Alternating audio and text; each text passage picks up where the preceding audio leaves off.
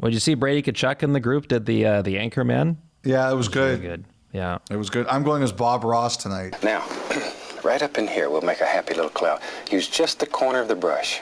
Oh, nice. Nice. Yeah. You got the hair for it. Yeah. Bob Ross. Yeah. And you're painting hot takes. That's right. That's right. Happy little thoughts. All right, welcome to 32 Thoughts, the podcast presented by the GMC Sierra AT4X, Shramati, Bukauskas, Bob Ross, Friedman, all with you on this Friday.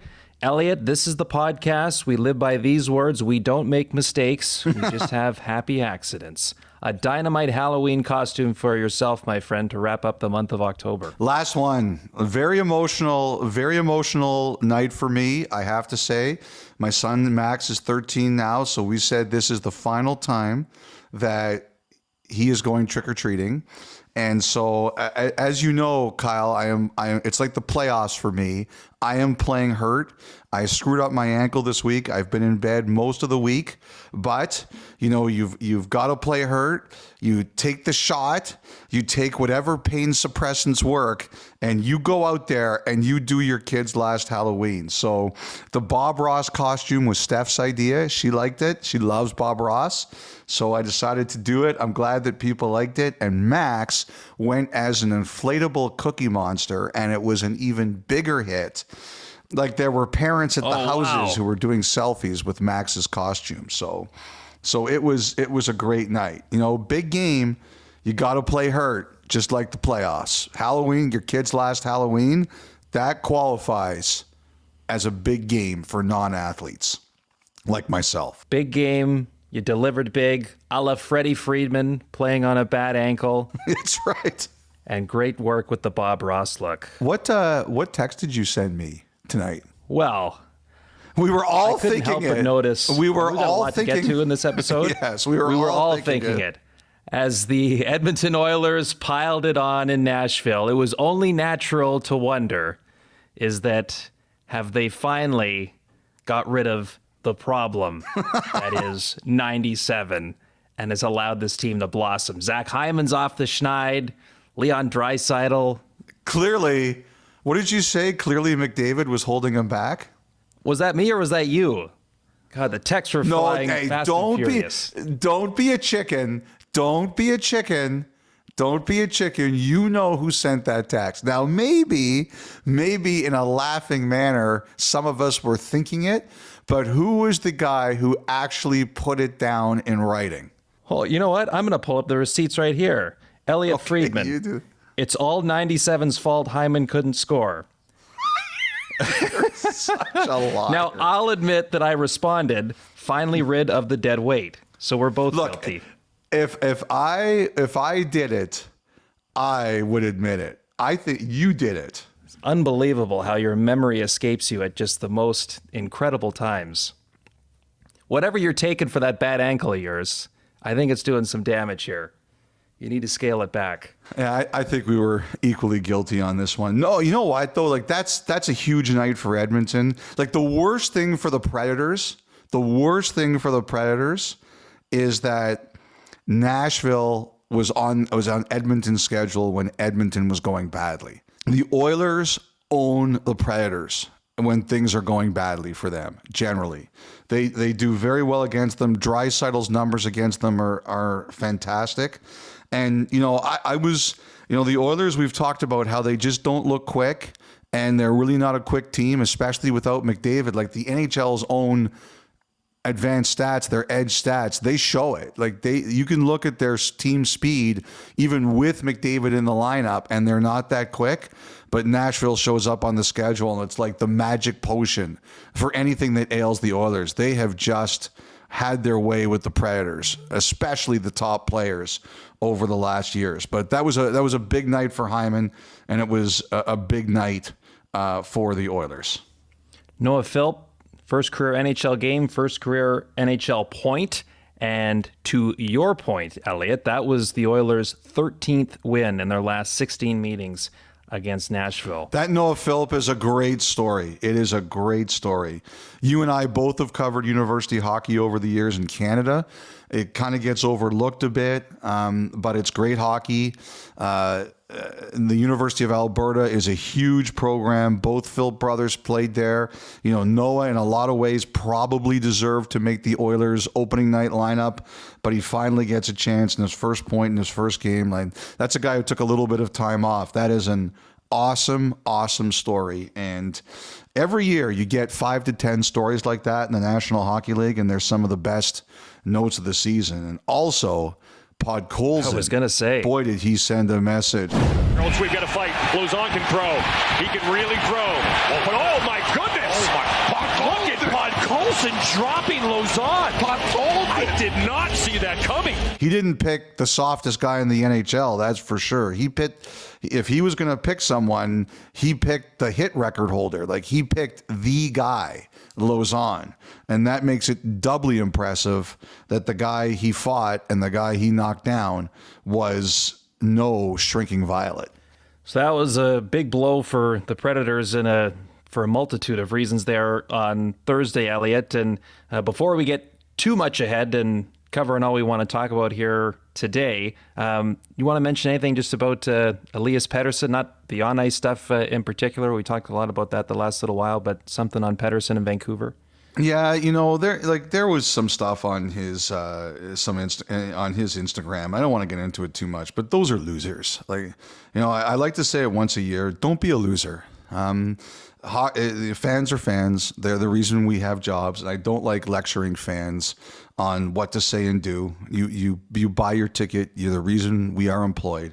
But don't be a loser. Those aren't fans. Those are losers. Don't be losers. Okay, well said. Elliotte, last season, in the month of October, there were 57 games that had a goal differential or a margin of victory of 3 goals or more. This month of October, there have been 70 games with a margin of victory of 3 or more. One of the beatdowns we saw on Thursday night was Carolina over Boston, 8-2. Jim Montgomery afterwards saying flatly, nobody's happy with what's going on, but we're going to get out of it. Hopefully that the one of the things that they've talked about here, the Bruins have, because they've been coming out like gangbusters the last 2 seasons, they're really leaning into, being great in October, November hasn't really guaranteed much success, the kind of success we want in the springtime. So they're playing that card, and Montgomery's saying, hopefully what they're going through right now creates a better result come playoff time for them. But man, this right now, the current iteration of the Bruins seems a far cry from one that's been contending in the playoffs for the last number of years. First of all, I agree with the tactic he's using. He's been tough on them at times. Montgomery is not a wimp. And not only is he not a wimp, but he also has gone, as he's shown, after his best players. Pastrnak last year in the playoffs, and Pastrnak was like, I understood. Marchand a couple weeks ago, and Marchand's reaction was, I understood. Everybody, including some people in particular, get off our backs. So I don't think you can ever look at Montgomery and say, this is a guy who's afraid to tell his team what it needs to hear. Sometimes, however, you've got to go with the velvet glove. And I'll say this, I was really curious to see which way he was going to go after the game, because they didn't have a good game against Philadelphia the other night. And tonight, it wasn't even a game. Carolina just blew them out of the building from start to finish and never let up. That was the thing I actually liked the most about Carolina in this game. I think teams that win, when they have you down, they don't let you up. They'll let you up after the 60th minute. They'll say, tough one tonight. But while the clock is still running, they're like, no, you're going to stay down there. And we're going to keep pounding you, and we're going to keep pouring it on. And clearly what Montgomery sees right now, and nobody knows his team better, is, and I think this is important, it's we're all in this together, and I'm not going to bury these guys because I'm still here with them. I think when you're losing and things are going as badly as it goes for Boston, one of the things you really have to do, even though sometimes you want to hold your tongue, is you've got to sell your players on, we're still in this together, especially if you don't think they've quit on you. And so that's what Montgomery's doing right now. the thing about this is I look at Boston and I look at Pittsburgh, and Pittsburgh got a big win tonight. But, you know, like teams try to hang on for the first month. You don't want to, and we'll talk specifically about Montreal later. You don't want to make a move too soon. You want to give your players a chance to climb their way out of it. But you know that we're starting to get to a situation in some of these places where like management's going to start to say, and ownership is going to start to say, all right, we've given you your window. We've given you a little bit of time. When does it become time's up, or ownership or management starts saying, what are we going to do about this? And like the one thing I'll say about Don Sweeney is Don Sweeney, he's a thinker. He's an Ivy League guy. He's a thinker. Like someone told me that there's no general manager in the league who has more meetings than Don Sweeney, because he wants to plan out everything as much as he can. He doesn't like, and I actually think that, like, I hate meetings, Kyle. Like, I cannot stand them. And there's a reason Sportsnet doesn't invite me to them, because they know I hate meetings. However, I think if you're in charge and you're setting the tone for a big organization, the more predictable you can be, the better. Now, there's always going to be wild stuff that happens. There's always going to be crazy stuff that happens. And right now, Sweeney and the Bruins are looking at this and they are going, what on earth is going on here? Because I think between landing Lindholm and landing Zadorov, I think they really thought they plugged some big problem holes for them and they were going to be better. So, like, for me, you're looking at a guy who tries to be prepared, always tries to have a plan, he always tries to be 3 or 4 steps ahead. Like, I think Sweeney is a very good leader in that way. Sometimes it works, sometimes it doesn't, but he always tries to do that. I think now though, the reality is smacking you in the face and you're not out of it, but you know, Kyle, you know my numbers. If you're out 4 points out November 1st in full seasons during the cap era, it's, I think, 10 of 70 teams that have made the playoffs. So, and it's Boston, and they're not patient. Like the Bruins, like they demand a lot, and if something's going wrong, their mantra is, this isn't working, let's fix it. So that to me is the biggest question, is how long is, you know, before that stick of dynamite blows up, how long is the wick? And that's, I think, what we're all wondering in Boston. I think it's a little different in Pittsburgh, because I think the Bruins feel that their players have bought more time. And you know that thing he says about it hasn't helped us to be good at the beginning? Like, did he say that in a vacuum, or is that the organizational mantra right now? Is that what they're selling internally? That we will figure this out. Swayman didn't have a training camp. Marchand was hurt, 3 surgeries, and was sick during the preseason. Are they looking at this and saying, these guys need a little bit more time? The guy to me who, and I think he's a great player, but he really hasn't been himself, and I don't have an answer for this, is McAvoy.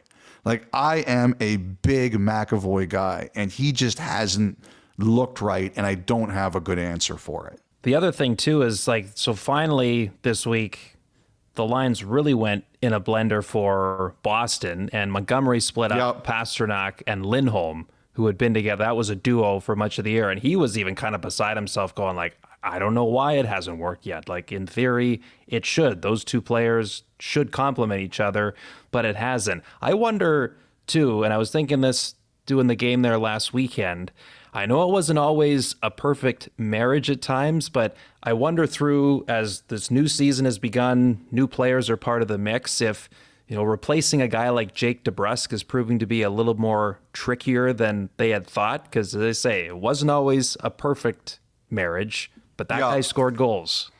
Yes, he also went through dry spells as well, but he scored some big goals there. And that's one thing, of course, that this team's missing right now. You know, I have a theory on Lindholm just a little bit. I think he's a really good player, but I think he's sort of like your B-plus guy, right? In Vancouver, those guys really wanted to keep Lindholm. I heard the players there. It's like, you know, the Yankees lose the World Series the other night, and the first thing all those players are doing is telling Juan Soto, hey, don't go anywhere. Don't go anywhere. Stay here. Now, Juan Soto's a superstar, but it's the kind of idea. Last year, I heard during the playoffs, some of the Canucks players were telling Lindholm, like, you're perfect here. You're perfect here. You slot into a role. You don't have to be the A-plus guy. They've got Miller. They've got Hughes. They've got Pettersson. You can sort of be our B-plus guy. You're perfect here. And when Lindholm was at his best, obviously Gaudreau and Tkachuk were the A guys, and he was the B-plus guys, and he was the perfect complementary player. I'm just wondering, and people are going to say that this is an insult. It's not an insult. I don't think it's an insult. You need people to understand what their roles are. Who are the superstars, the A levels, and who are the great complementary players? And I wonder if that's just what Lindholm is a great complementary player, but not necessarily your biggest driver. And I understand, he's shown he can play with great players. He did it in Vancouver, he did it in Calgary, and I understand where Montgomery's coming from. I just wonder if the key for Lindholm is maybe he's not your second best player, he's your fourth best player or something like that. And he could prove me wrong, and he could hear this and come looking for me with a 2x4, but which would make a couple of different Bruins who are doing that right now. But, that's what I wonder watching Lindholm, if he's the perfect complementary guy, but he's not your top guy. I don't know. It could prove me wrong, but I know the Vancouver guys really felt that way. I know they felt he was the perfect, number 4 best player on the team for the Canucks. They really thought if he would have stayed there, and maybe Lindholm doesn't want that. Maybe he wants a bigger role. But I know the Canucks players really felt that. I heard that. They expressed that. If he stayed there as in that role, they really thought it made them a great team. They thought he was perfect for that. Just quickly, anything you wanted to add? You mentioned Pittsburgh earlier. I mean, I thought it took overtime to beat Anaheim there on Thursday. It was like they threw absolutely everything they had to finally. That guy's a stud, that Dostal. Dostal, yes. He was terrific. 44 saves. But how about Sidney Crosby at the start of this week? I mean, it's been a rough go for Pittsburgh for a little while now, but the disastrous trip out west, he says after that, don't feel like my game's where it needs to be. On me to put in the work and find it. And he's been in on all 5 Pittsburgh goals since saying that, including scoring both on Thursday. First of all, I heard a funny thing on Dostal. I heard he's the most publicity shy NHL player in the league. He does not like attention the least bit. He got so much attention. Yeah, he won the gold this year for Czechia at the Worlds. He was their great. He was the number 1 goalie, and he played great, and the players loved him. He's got a long history with Finland because he played there when he couldn't find a place to play in Czechia as a younger player. But someone told me a funny story that all the attention he got, he was like, I got to get out of here. I don't like any of this. So he went to Finland for the summer. But also he was in their video. They have that great tradition of the fan that they recognized every year, and they put out the video every year, and he did it with the fan this year. But I heard he just does not like attention, but he's a hell of a goalie. Pittsburgh, did you watch that Fleury Minnesota game this week? Yeah, I caught most of it. What did you think watching that? It was, I feel like the last couple of years we're seeing the falling of the empire in Pittsburgh in a couple of different ways, and it just felt like a big closing of something there. Not only, the picture of Fleury with the mainstays there in Pittsburgh, Crosby, Malkin, Letang there before the game, but did you see the video afterwards there where Jen Bolano with the organization hands him the scissors and says, take the net with you? It just felt like there was a massive door being closed on an era there in Pittsburgh hockey, even though it's been years since Fleury last suited up for the Penguins. It was almost, I mean, it was a really neat moment, but kind of sad to watch at the same time.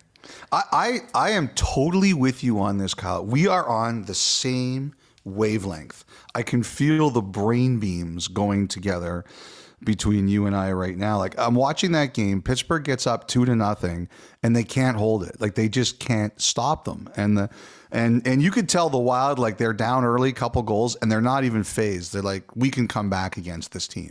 And they did, and they won the game. And it was all handled so beautifully. Like the video they put out during the day of his pranks, and then Max Talbot doing one last prank, and then post-game Crosby and Letang on the ice and the interview with Fleury. Like, it was all from like just a fan emotion narrative point of view. It was a fifth deck home run. It was Freddie Friedman in the World Series. But I thought the same thing. I thought it was like, we're starting to close the book on this group, because even though Fleury wasn't the starter the last two, Murray was, he was still such a big presence, right? Like, he was still such a huge part of their personality. And, now he's gone, and eventually, or he's going, this is his last season, and eventually it'll happen for Letang and Malkin and Crosby too. There's a great book I have. It's about the Yankees dynasty of the late 20th century. And one of the games I covered the 2001 World Series between the Yankees and the Diamondbacks, which the Diamondbacks won in 7 games. And you Buster covered that? Oh yeah. Wow. It was awesome. It was one of the greatest things I've ever been at, that whole series. But Buster Olney, the great ESPN baseball writer, he wrote a book called The Last Night of the Yankee Dynasty. And he was referring to that loss, Game 7 in 2001, Luis Gonzalez winning it in the bottom of the 9th in Game 7 for Arizona.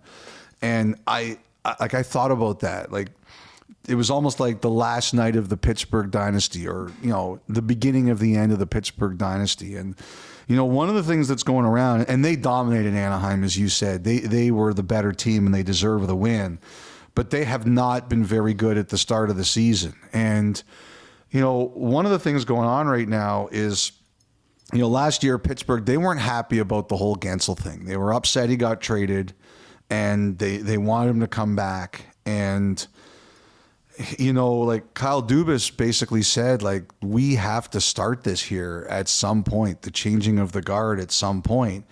And the thing is, the challenge was the way this season has started this year for the Penguins, Kyle, is that they have not in any way proved Dubas wrong. Like, if they came out like a house on fire this year and they were like winning games or locking it down, you could say, boy, Dubas was really wrong about that, about the idea of trading him. And they haven't done that. And, especially one of the worst places to struggle is when you're going through Canada, because everybody's watching you.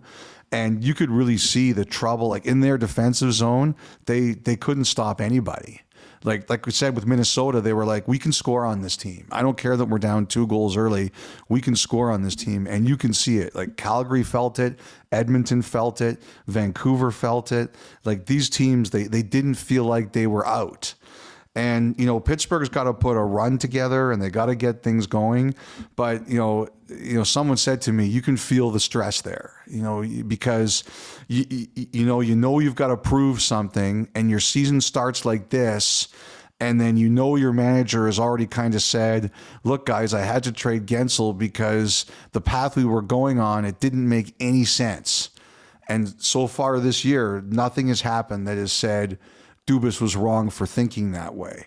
So I'm looking at that game and I'm saying, where's this going from here? Like, obviously none of the big guys are going anywhere, but you look at some of the players on that team, like Marcus Patterson, like, there's a guy.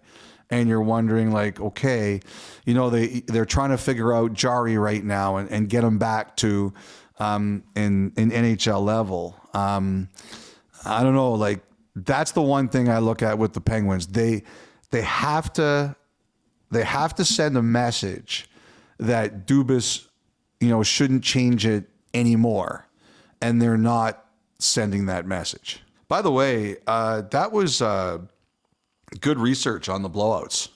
Really good research because Thank you, Steve Fallon. a few of us were sitting there. Steve Fallon isn't paid enough, by the way. I hope he's not listening to this because it's going to go right to his head.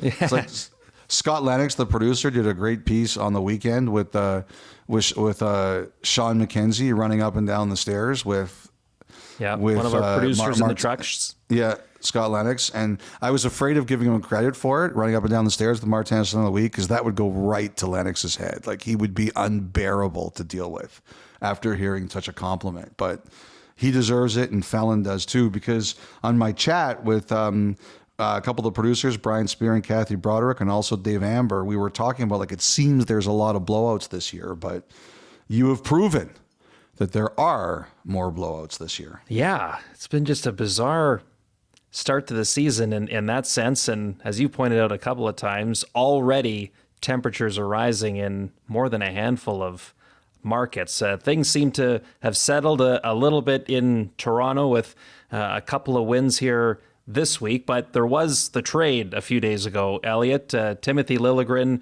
off to San Jose, Matt Benning coming back the other way, along with a couple of draft picks. So I understand the Liljegren move going to San Jose. I mean, he wasn't getting much of an opportunity. It was time. It was time. Yeah, it was time.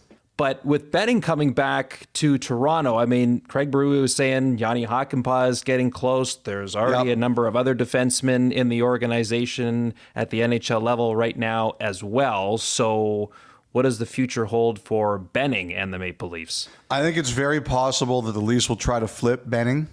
I heard he was on a flight to Toronto today, but I think it's possible Toronto tries to flip him, because right now they're full roster and somebody's going to have to get moved. And also they still have Yarncroke at some point that needs to come back too. So it doesn't end their roster problems. You know, I heard some interesting things about Liljegren. You know, number one, it was time, you know, and you know, the one thing I'll give Liljegren credit on is that he did say, you know, that he didn't do a good enough job to impress Berube this fall. Like, he didn't go out saying, "Oh, the Leafs blew it. Like, it was all their fault. I wasn't treated well here." He at least had the self-awareness to say, you know, some of this is on me too. And I like that about him. I think that's honest. It's rarely always someone else's fault. Like, when we screw up in life, there's generally a part of it where we should look into the mirror and say, yeah, I kind of contributed to this here. And so I like that about him. I thought that was really well done. But look, like, you know, when I saw that, and we remember when we called you, I remember we were talking on the eve of the season by phone, not on the pod, and you were like, I think Myers is ahead of Liljegren on the depth chart. You know, you're kind of like, you know what? Like, it's not going to work. When you're a number one pick and you fall that low on the depth chart, like, it's just time. And it was. But it's interesting. Like, they had a stacked team. They went to Game 7. They beat Texas 6-1. I always remember Mike McKenna for Texas. He played out of his mind in those playoffs. But Toronto was too good, and they won the Calder Cup. And someone said to me, like, Timothy Liljegren showed up that year. It was, you know, he was a first-year pro, and he played big minutes for the Marlies on a championship team. And they said they would have bet me, and this is a guy who Toronto was kind of in his coverage zone, and he said, look, this guy is 6'1", he's a right-hand shot, he could make a pass. He just said, like, there's no way this guy's not going to make it. Like, I was talking to him the other day, and he was like, I cannot believe it didn't work out. Like, you know, we're right about some guys, we're wrong about some guys. And he says, boy, like, I was wrong about that guy. The other guy I thought was a stud from that team was Andreas Janssen. He was the MVP of the playoffs. He had 24 points in 16 games. I think he had 4 points in the Game 7, but concussions, you know, got him as much as anybody else. Mason Marchment and Trevor Moore were on that team, and they've turned out to be really good NHLers. But it's kind of unbelievable how Like no one from that Calder Cup team is in the Leaf organization anymore. Like you would think, looking at those players, that somebody would still be there and somebody would be making an impact, but nobody is. And I mentioned this with Marchese and Fuda on their show. And I said, someone said to me, there is a story to do about the Maple Leafs in the 2017 draft because they drafted Liljegren in the first round, and 3 picks later went Robert Thomas. And this person said to me, and Robert Thomas was a London Knight. Yeah. And remember all the connections that the Maple Leafs had to the London Knights at the time. And someone said to me, you've got to get to the bottom of that story. And I said, what, was there like a battle over how many London Knights were being taken or just all the London Knight connections? And he paused and he said, that's for me to know and you to find out. Yeah. It's like, thanks a lot. And then, Kyle, it all became about Sault Ste. Marie and not London. But this guy strongly hinted to me that all the London ties became an issue with that pick. Wow. That would be an incredible one to unearth. And I mean, I'm sure there's always stories at the draft. There's always stories like look that. who went 2 picks later that this team could have had, but ended up with another player instead. Or you had someone at the top of your list, and they went, the famous one is Joe Nieuwendyk. I've told that story on this pod before. Calgary wanted a goalie. With 3 picks left before Nieuwendyk, they had 3 goalies on their list. They're like, we're getting one of them. And all 3 goalies went right before them. And they were like, are you kidding me? We just lost our 3 top picks. It was Sean Burke, Troy Gamble, and Kay Whitmore. And they're like, all right, who's next on our list? Joe Nieuwendyk. Yeah. You know what that happened with too? Jim Brown, the Hall of Fame football player. Oh, yeah. I think they wanted to take Len Dawson, who's in the Hall of Fame as a quarterback, but he got taken 1 pick before, and they were devastated. And they were like, oh, who's next on our list? Jim Brown, like only one of the greatest football players ever. That'd be another good documentary series. You know, like there's the Boston Red Sox one out now. I believe you were part of that Game 7 one that was just released on Amazon not too long ago. If there was one, I know there's a movie called Draft Day, but if it was like a Draft Day documentary series and all those little behind the scenes of almost had this guy, wanted this player, ended up with this guy, the backroom dealings right before things get going, that would be phenomenal television. Yeah. And Elliotte, before we go anywhere else, we should shout out Will Smith of the San Jose Sharks, an organization that hasn't had a ton to cheer about early on this year, but what a neat evening for the rookie, Will Smith. I'm happy for him for obvious reasons. It's your first NHL goal. It's a big deal. And like the smile on his face, it was, I don't know which one you want to pick. It was Kirkland-esque. It was Baines-esque. We've had a month of good smiles here in the National Hockey League, but I'm really happy for him too, because it's been a hard month. I don't have a problem with what San Jose is doing in the sense of he's not playing every game. There was a bit of a blueprint last year with Leo Carlsson that Anaheim used that makes a lot of sense. But these guys are competitive. Like, they know which young players are doing well. They know which young players are struggling to make the jump. And you want to feel like you're accomplishing something. And it's a great night for him. Night he'll never forget. And I'm really happy for him. All right.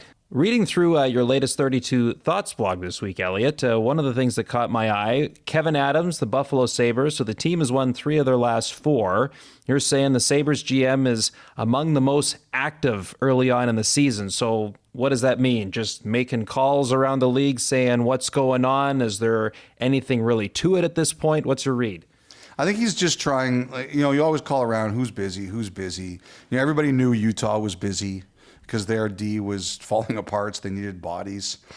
People know that Colorado's busy because they're looking for forwards. They're losing so many bodies. But a few people said Buffalo, and but the one thing that he said is he's not tearing it down. Like, he's not looking to move guys out. He's got cap room. It's a controversy in Buffalo about some of the fans and media saying got to use that cap room, and I think he's trying to add to their team. I think they want to win this year, and Buffalo, after kind of cratering a little bit, they've kind of pulled themselves out at least into the battle. So he's trying to add. He made it very clear he's not trying to tear his team down. He's trying to add and help them. The Colorado Avalanche, Ellie. I mean, I was watching a lot of that game against Tampa there on Wednesday night, and like the Lightning blitzed them right out of the gate. I mean, the way Kucherov started that game was incredible, but there was also periods too where even though the thin lineup that the Avalanche do have, I mean, they had the Lightning caved in and trying to make things interesting. The Lightning ended up pulling away in the end, but the amount of injuries we talked about a few times, but now it's added. The list has grown now with Ross Colton out 6 to 8 weeks, they're saying here. So could they be another one of those teams active and trying to find some help? Yeah, they're looking for a forward just to get by. Like, we talked a little bit about Carcone from Utah. I kind of wondered if he might make sense for them. He's not playing for the Utahns, and he scored 21 goals last year. So we'll see where that one goes. But they are looking for guys to help them get through. They kind of said they're hoping Lehkonen will play next week. Nichushkin's about 2 weeks away from being cleared. We'll see what his schedule is. Speaking of Kucherov, I'm glad you mentioned him. It was really interesting to watch him during the Stamkos celebration in Tampa. Obviously they did a really good job. I wondered if Stamkos was going to lose it there for a second. It kind of looked like for a couple seconds there that he was getting a bit glassy, and I thought, like, to me, Sundin, if you read his book, and his book is really good, he admits that he had no idea if the Leaf fans were going to cheer him. And I think that's why he lost it in that game against Vancouver, because he honestly didn't know what to expect. He actually legitimately thought they were going to boo him. And I would say that with Stamkos, he knew it wasn't going to be like that. But he was still a bit glassy. But it was really impressive for me watching Kucherov and Cooper. Like, Cooper was really glued to the screen, and Cooper and Stamkos had their battles. And, that's what Cooper's job is to do, to push his players. And him and Stamkos always didn't see eye to eye. But to me, in the moment, it was Cooper saying, look, maybe we didn't always agree, but I really appreciated everything that you did for us. And Kucherov, who's like, he plays the heel. He loves being the villain. He's always got this like kind of dour sneer on his face, which, like, remember him at the All-Star game last year? It's like he couldn't have been more obvious with his contempt for the whole thing. But in the moment, like, he's got his sleeves rolled up. He's glued to it. He's giving the big ovation. Like, that was really what struck me about that whole thing, was not the fan reaction. I thought for sure that was going to be the case, but I thought Kucherov, it was so genuine the way that, and players understand business is business, but like, just the appreciation. Like, people always said Stamkos ran that room. He was the guy who took care of everybody. He was always the first guy. New player came in. What do you need? I'm always here for you. Like that, to me, it was a sell from the Tampa organization, like the players on the bench.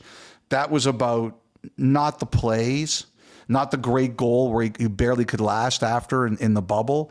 It was about the person. And you could tell they really loved that guy. I loved it. I thought it was so good. Well, I was thinking about, I want to say this was during the 22 Stanley Cup final when we were all on the road together for it. And at one point, our group was discussing that idea that, the thought that maybe Steven Stamkos and John Cooper didn't always see eye to eye at times. And I remember Kevin Bieksa saying that those two, when it's all said and done, they are going to be thankful that they had one another for the time that they did. That's what I thought of watching the way Cooper reacted too.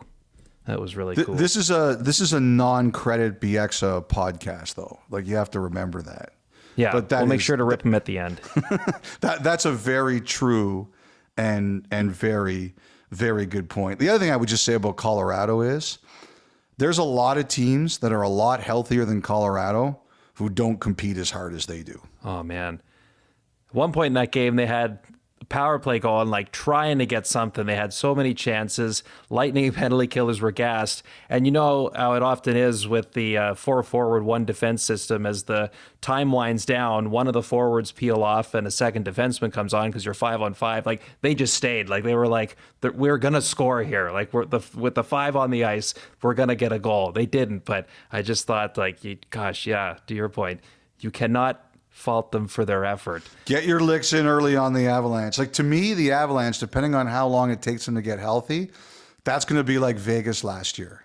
They're gonna go in the playoffs. Maybe they go in the playoffs as an 8 seed, and someone's going to say, "Oh my God, are you kidding?" Like Dallas last year got Vegas in the first round, incredible 7-game series, and you're sitting there and you're saying, "Wait a sec, we just won the Western Conference, and this is our reward?" Like the Vegas Golden Knights. I could see that happening with Colorado this year. If they don't get healthy and just start blitzing people, they get in, they finish 8th, and someone goes, some reward, first round. The Calgary Flames, Elliotte, they were one of the darlings of the league the first couple weeks of the season, but they have now lost 4 in a row. They host the New Jersey Devils tonight, but the news on Thursday that they recalled Matthew Coronato. He was somebody that we had talked about on the last pod after he was sent down to the American League. What was your read on Calgary bringing him back up? Like when we talked about it on the pod the other day, I had some people who reached out to me and said, you made a big deal out of nothing. And I had some other people who reached out to me and said, you know what? You were right to bring that up because some of the tweets reference specific players. Like one of them referenced Mantha. And, you know, you're not supposed to do that. So it was interesting, the reaction to it.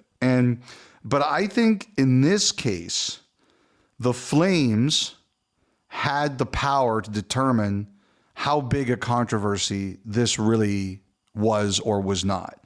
And by calling him up, they're saying it's dealt with.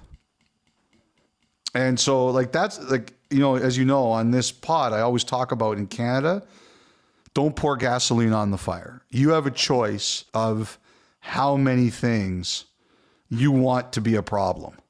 And the Calgary Flames have looked at this and they have said, this is not a problem.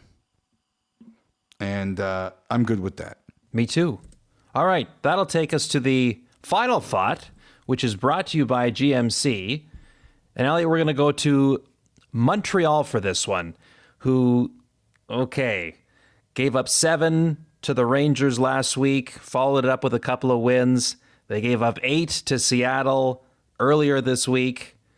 And that was a night where goaltending had a tough outing, but some other things that Martin St. Louis wasn't happy about either. And then they fall 6-3 to the Washington Capitals on the road on Thursday. And St. Louis after the game saying, we were in good spots. We gave ourselves a chance through 2 periods. And then, as he put it, we threw up on ourselves in the third. I've done that before. Yeah, I can picture it, as disgusting as that is to do. Have you? It's been a long while. That's a yes. That's a yes. Yeah. That's a yes. But I had a really good run of not vomiting from anything. I had a good streak going. I was sad when it ended. it's the Iron Man streak ended. It was like it was like Cal Ripken pulling himself from the lineup.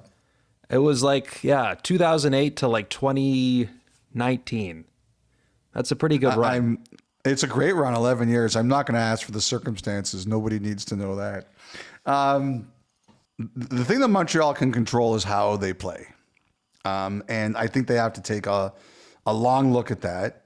And there's no question that they are, as we've talked about, they've looked for like a top 4 right-hand D. Like, good luck with that. Like, who isn't looking for that? And they're also looking for a forward with some edge. Although the one thing that went well for them on Thursday night was Josh Anderson really showed some edge. He took on one of the toughest guys in the NHL and gave it to Tom Wilson. But I think Montreal, like, there's a Canadiens fan who emails me almost every day with another complaint. It's now that I think about it, it's probably a pseudonym. Oh my God, that is so funny. That's some of your best work yet. He emails me almost every day with a complaint about the Canadiens. But I think this is going to be tough for the Montreal fans to hear. But this goes back to what we were talking about the last pod. And by the way, I don't know if I've had more feedback about anything we've talked about this year than our conversation about rebuilding and how hard it is, particularly if you're not a destination. Really? And yes, because What there were were some a of lot the of things you were told. A lot of people really agreed with it. That it comes like the two hardest things are some people disagreed with some small points of it, but they generally agreed that you have to be honest about, are you a destination or not? Like one of the teams, not everybody loves Vegas, obviously, because they've been so successful so quickly. But one of the things that they recognize that Vegas has done quickly, along with teams like Tampa and Florida, now that they've sort of figured it out, is that they have used their status as a destination to mold situations to their best interests. It's like they find ways to get contracts done. They know that that they will have a larger percentage of players willing to go there than other places, and they really mold their situations into that. And that's big. And the other thing they talked about is the toughest decision is when you've been hanging on too long. And they say that is like they all know. Said they all know. And whether it's the players you've got, or you get seduced by winning, or you're worried about selling tickets, or you're not a destination and you're afraid to rebuild, that you sit there and you say, it's probably not what we want to do, but we're going to keep going. And so it was just interesting. I got a lot of good feedback to it. But I think Montreal, we have to be honest here. Number one, is Montreal a destination? If you're wired a certain way, absolutely. Okay, so I've talked about this. I would love to play there if I was good enough to play. But I think right now it's not. Okay? The taxes are high. Not everybody's built for the attention, and the team is still not there yet.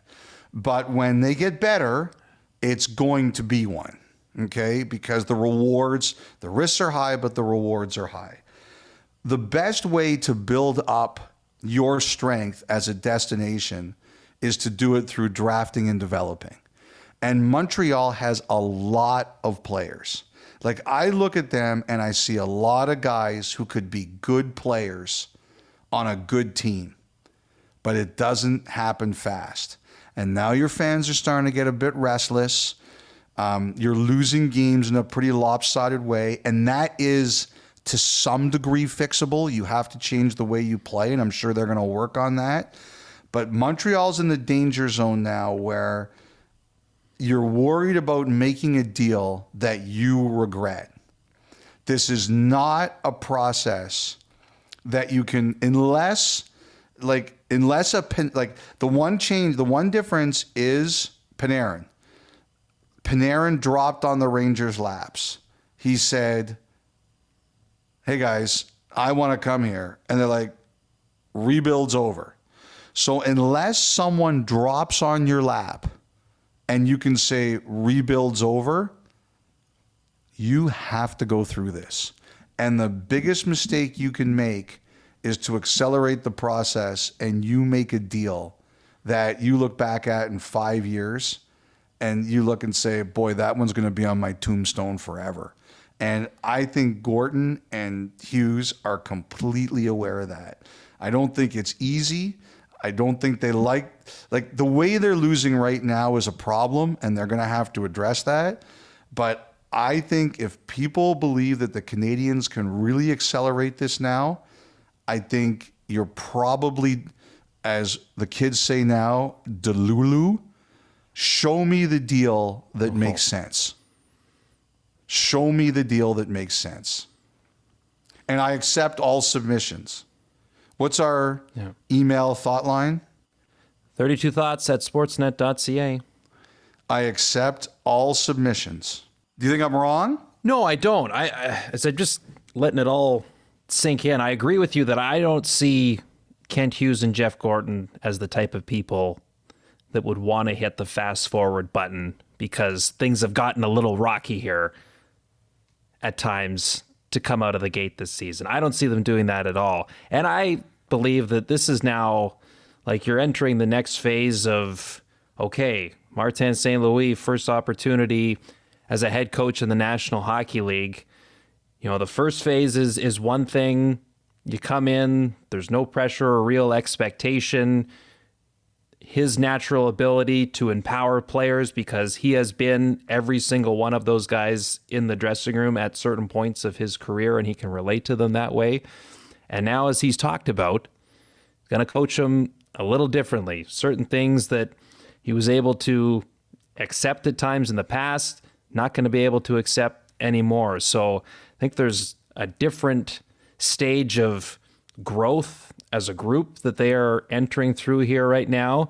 And it's all part of the growing pains in the process for both players and the coaching staff. And the other thing I'd say too, Elliotte, when you mentioned, okay, maybe Montreal's not a destination right now because of the on-ice success that they're having. But the more and more, you mentioned, high taxes. Yes, I hear all of that.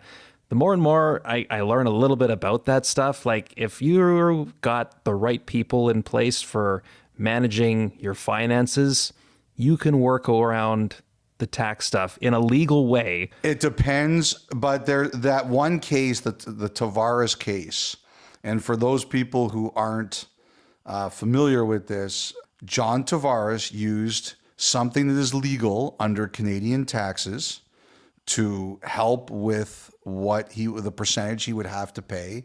And now that is being challenged by Canada Revenue. Same thing happened with Jose Bautista of the Blue Jays. When they challenged his ability to use it too. So while you're right, it does have some people nervous, and still, depending on where your primary residence is, you can still do even better than that particular setup. But you're not wrong, but I know people are really nervous about what could happen with this particular ruling. It's not a good thing for the Canadian sports teams that compete in U.S. leagues if this goes the other way. Gotcha. I understand. All a good point. You're not wrong. You're not wrong to bring it up. No. All right. Well, I'm glad I did then. All of that, Elliotte, was the final thought, brought to you by GMC. We'll take a break. When we come back, it's the Thought Line and plenty more. You're listening to 32 Thoughts, the podcast. Listen to the 32 Thoughts podcast ad-free on Amazon Music, included with Prime.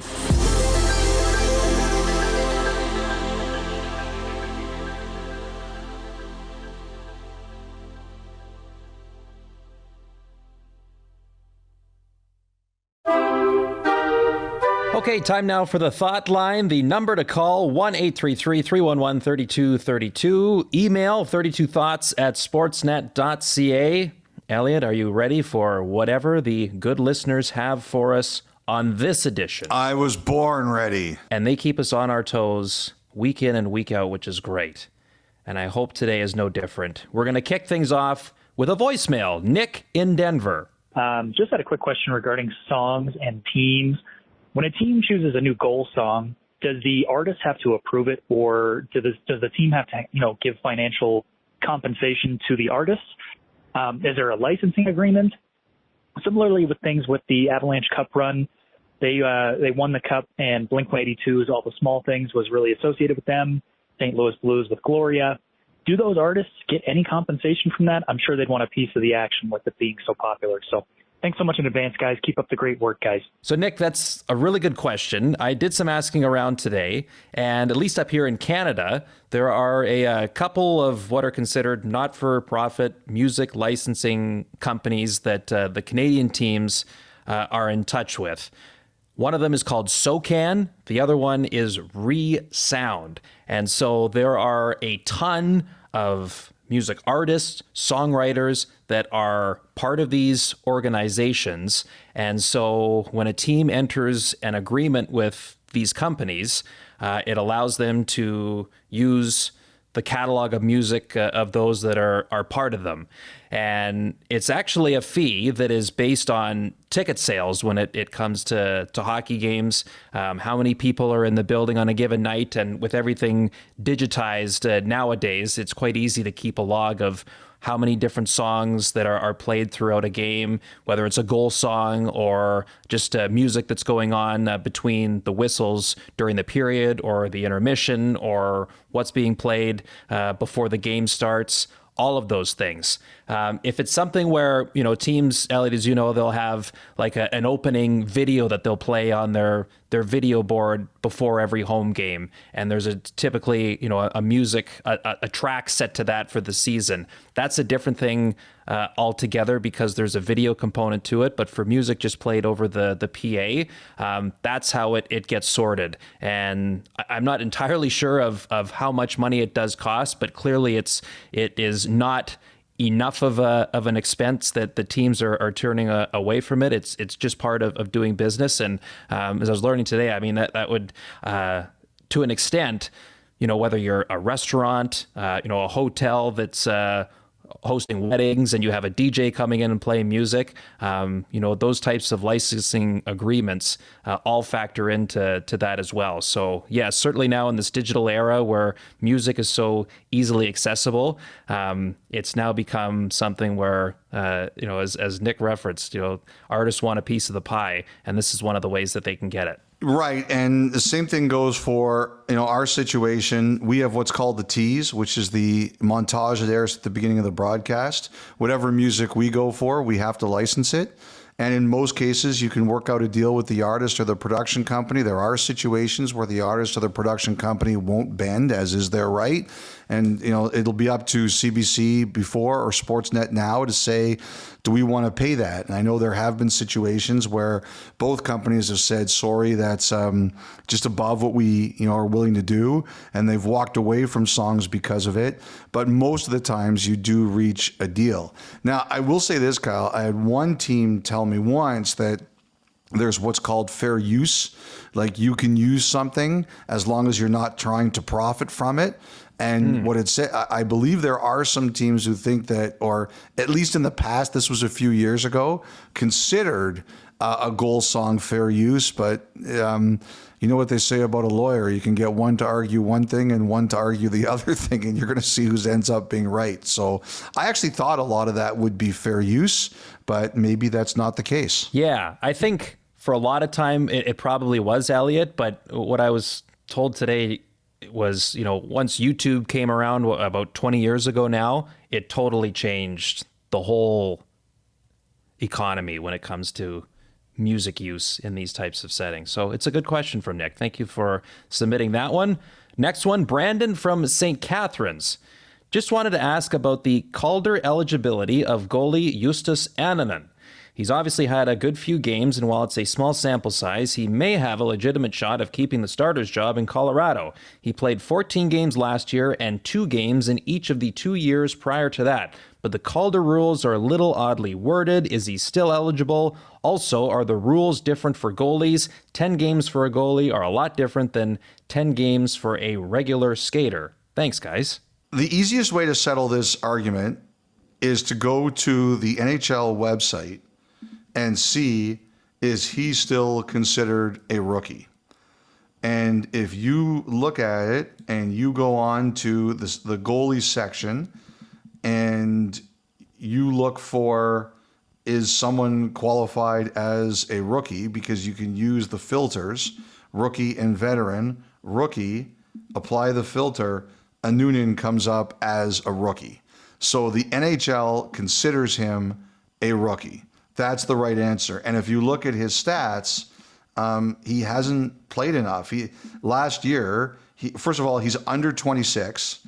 He turns 25 in March. Secondly, he's only played 24 NHL games in total, so he hasn't hit the 25 threshold. And until this year, this would be only the second year he's played at least 6. He played 2, 2, and then 14, and now 6. So he's still qualified under the threshold heading into this season. He is still a rookie. And if you want to stuff the ballot box for Noonan as Rookie of the Year, start emailing the media because he's eligible.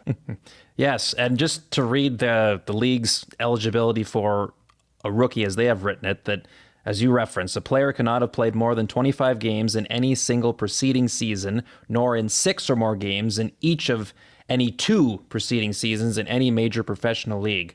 And because I reached out just to double check, because sometimes I read that and I think, well, is that 6 games combined in the previous 2 preceding seasons, or is it 6 in each of them? And it's in each of them. So as you say, the fact that it was 14 last year, 2 and 2, makes him still eligible. Do you remember when they changed the age rule? Yes, that was You're a little young. Was it in 91? Yeah, I think I'll check the exact year, but it was Sergei Makarov. You are right about the era.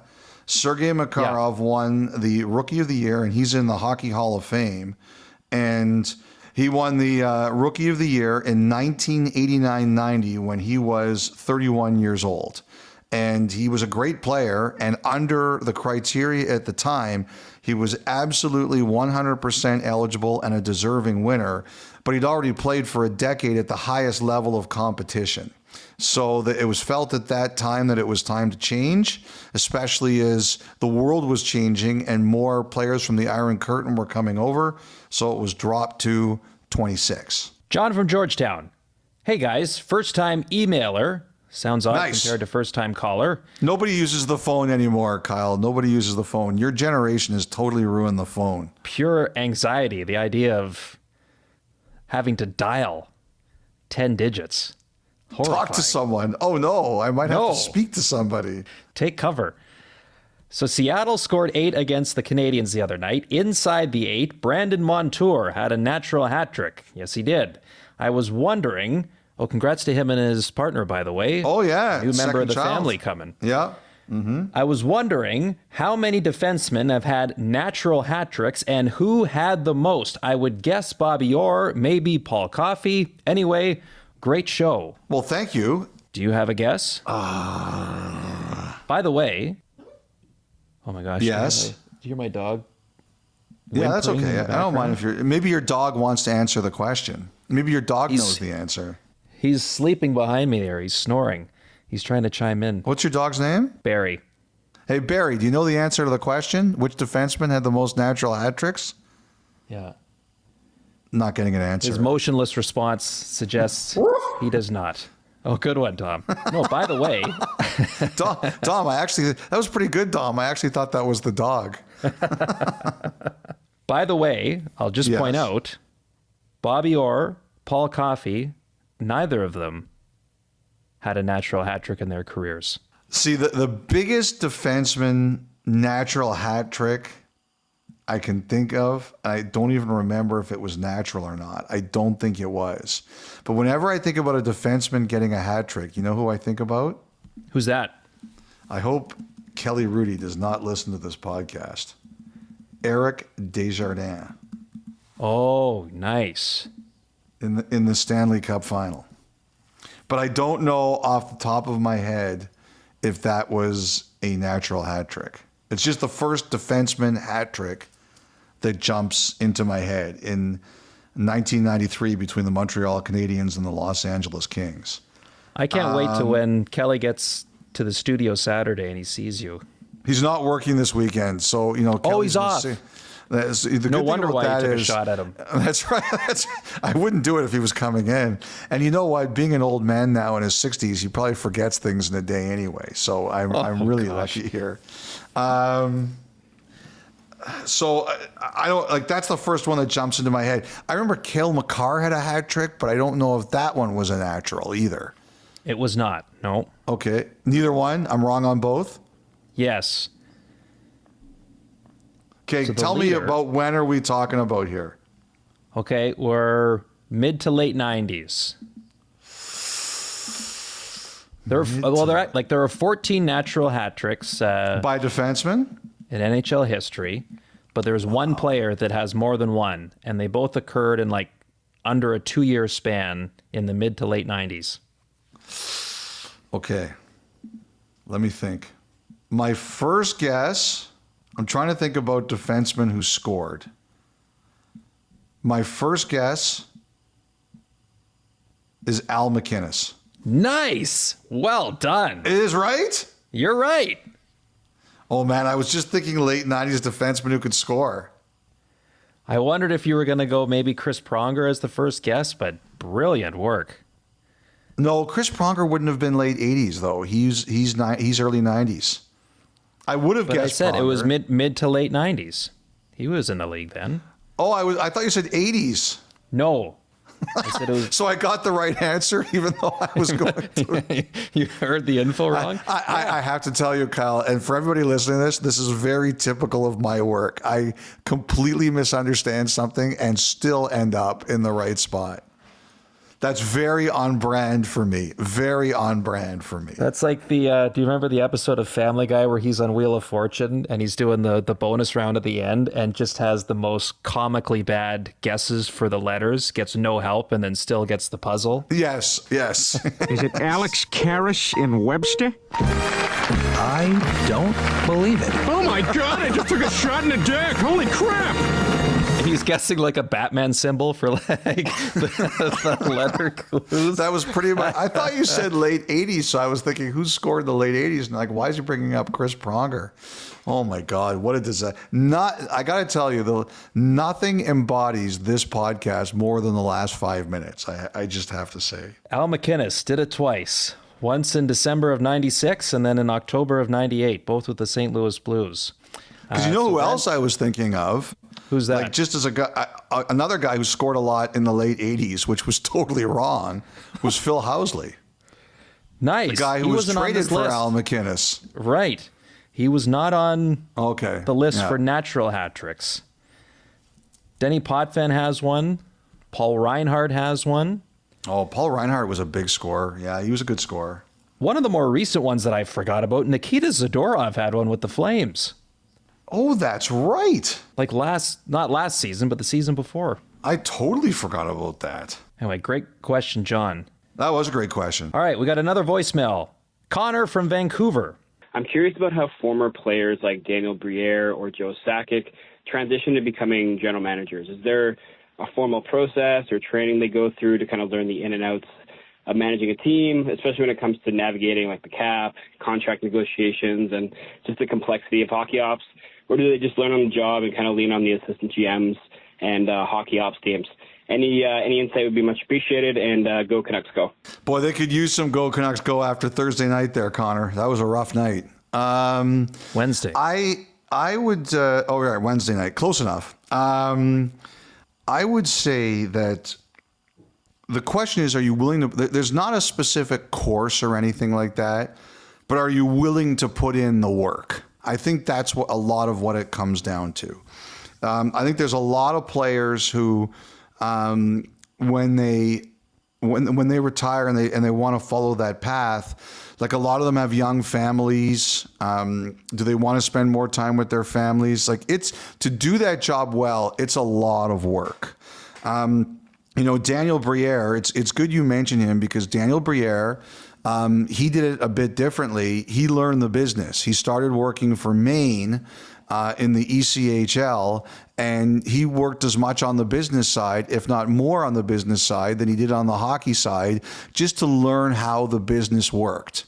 And that really helped him. He worked, he obviously knew hockey. He knew a lot about it, but he learned about the business. And I know in the Comcast Spectacor company, they really were, there was a point where they said eventually he's going to be our guy because we liked the path he followed. I think for a lot of the other GMs is, are you willing to put in the time? Very few players get handed these GM jobs. You've got to work your way up. Things like player development, scouting. I remember one grizzled scout who told me that he thought a lot of the players would take shortcuts And I remember he told me he showed up once in like some freezing rink, I think in Czech Republic, as it was called at the time. And he saw Steve Yzerman. And that's when he said, holy smokes, like this guy is serious. So, I don't know if there's training or anything like that, but the question really becomes is, are you willing to put in the work? Like these jobs, they're long hours, lots of travel, lots of time. There's no shortcuts to being a good GM. And Joe Sakic, he's a pretty private guy. I think a lot of people joke that like Chris McFarland is kind of his brain. But the one thing about Joe Sakic is he hasn't been afraid to go against the grain and make hard decisions. Like the pressure on him was to trade Matt Duchene was intense. And he held on for a lot longer than a lot of managers were because he said, I'm going to hold on for the right deal. And when Jared Bednar and the Avalanche had a disastrous first season, he's like, I'm not firing that guy. We didn't give him a chance. And so I think that's a big thing too. Like Colorado's not the most intense hockey market, but anytime you're making difficult decisions, you have to be willing to handle the scrutiny of it. And I think Sakic was a guy that proved that he had a thick enough skin to handle the scrutiny of it. And I think between all of that, are you willing to put in the work? Are you willing to learn all of the things about the business? Are you willing to handle the scrutiny? And the other thing that Jim Nill told me once is that one of the hardest things about GM is the hockey is the smallest part of it. Like hockey is the thing you love the most. It's the reason you play. It's the reason you stay in the business. It's the reason you chase the Stanley Cup. But really, when you're in that position, there's so many other things you have to deal with. Your owner, the business of the organization. It's not always about hockey. And are you willing to handle that? And do you learn how to handle that? I think those are all very important things. Really good. Connor, thank you for that question. We will wrap up this edition of the Thought Line with a question from Allison in Boston.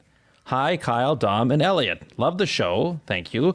My family and I were having a dinner discussion about how classic old-time hockey names had a certain charm and charisma, and how some are even downright humorous, like Conn Smythe, Gump Worsley, Buddy O'Connor, Hobie Baker, and Dit Clapper.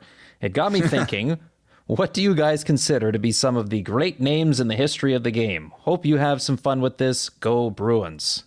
Oh, you got any answers off the top of your head? Yeah. So, I mean, here in Ottawa, Frank Finnegan. Like, I like names that just kind of roll off the tongue. I love alliteration. I'm a big alliteration guy. Sprague Cleghorn out of Montreal. Yep. Like Zarly Zalapsky. Zarly Zalapsky is a great one. That is a fantastic name. I remember having a conversation years ago with Jim Ralph, who does color analyst in the radio for Maple Leaf games, along with Joe Bowen. And the sense of humor that Ralphie has, right, Elliotte? And he told me once about how he was thinking of, he had come up with like a lineup that was like the human body part lineup. So it was like Toe Blake, Adam Foote, Jeff Finger, Mike Legg, and he went on and on and on and on as I was howling. That's very Ralphie. I yes. say that in a compliment. That's very Ralphie. So that's a fun way to look at it too. Who do you think of? His son is a big prospect with the St. Louis Blues right now, but I think it was the second Olympics after the Miracle Nights on ice. He played in 1988. The U.S. Olympic team had Dave Snuggerud.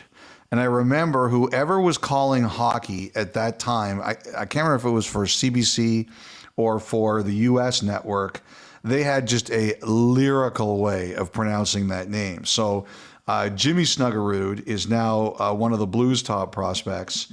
And I just always remembered whoever that was had the lyrical way of pronouncing it.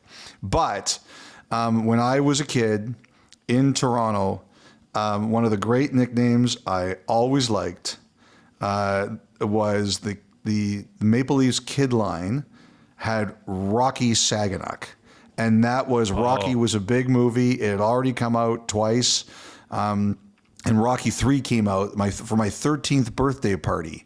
We had a class trip to go watch Rocky 3 in the theaters with Clubber Lang. Great movie. But the other one I remember, the original Leaf kid line, was Joe Primo, Charlie Conacher, and in the 1930s, and Busher Jackson. And I always loved the name Busher Jackson. Terrific. Some great handles over the history of the game. 1-833-311-3232. 32 Thoughts at sportsnet.ca. That's the way to get involved with the Thought Line. Back to wrap on 32 Thoughts, the podcast, after this.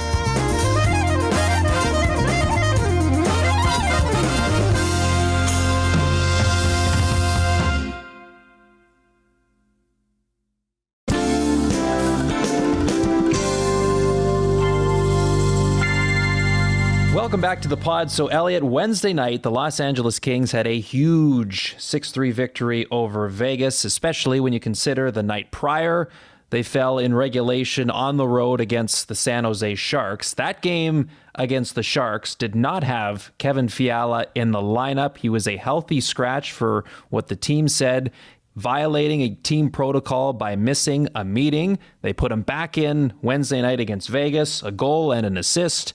Just over 15 minutes of ice time, and he was not ducking anything when speaking to the media postgame. No, I think he deserved a shout out for it because, one thing that Kings fans know is Fiala's kind of a lightning rod out there. It comes with the territory. The higher you're paid, the more blame you get when things go badly. It's just the way life goes sometimes, life in the big city. And, so he misses that game. They lose, as you say. And the story I heard is that he had his iPhone out for repair, and he tried to set the alarm on the iPad. Now, I have never set an alarm on my iPad before, so I don't know if it's easy or not. But the fact is, it didn't work. It didn't go off, and he missed the meeting. And I just love what he said. Yeah, well, of course. I mean, what happened yesterday, I don't know if you guys know, my alarm didn't went off. I had only my iPad. My iPhone was broken, and I never had iPad. Doing the alarm for me, and will never do again. But it didn't went off. Honestly, that's the truth. And but I take full responsibility, and I have to be better than that. And I felt terrible, let down the teammates, and so yes, of course, I had something to make up for. He didn't dance around it. He didn't blame anyone else. The other thing too is the team has a bad loss. Like, it's not like the Kings can afford bad losses. They had a bad loss because of it, and he knows that if he's there, maybe it makes a difference. And I just love the fact the only thing you can do in that situation is eat it and make a difference. And he did. And look, like everybody knows, it goes wild when a player misses a game for a meeting. Sometimes the apology doesn't get the same. And I thought it was important to shout it out. He did the right thing in coming back and playing well. All right, busy weekend of games on the schedule. And prior to that, if you're listening to this early enough on Friday, a reminder that the Global Series is today, Friday, and Saturday over in Tampere, Finland. The Florida Panthers and the Dallas Stars. Friday, 2 Eastern. And then again on Saturday afternoon as well. Both of those games can be watched on the Sportsnet network. Hockey Night in Canada gets underway. Hockey Central Saturday at 6:30 Eastern, 3:30 Pacific. A trio of early games. Toronto is in St. Louis. Montreal is in Pittsburgh. Seattle in Ottawa. The nightcap this weekend. Vancouver in San Jose. Have a great weekend, everybody. Enjoy the broadcast, even though Bieksa is still there. A small price to pay for a good slate of hockey over the weekend. We'll talk to you again on Monday.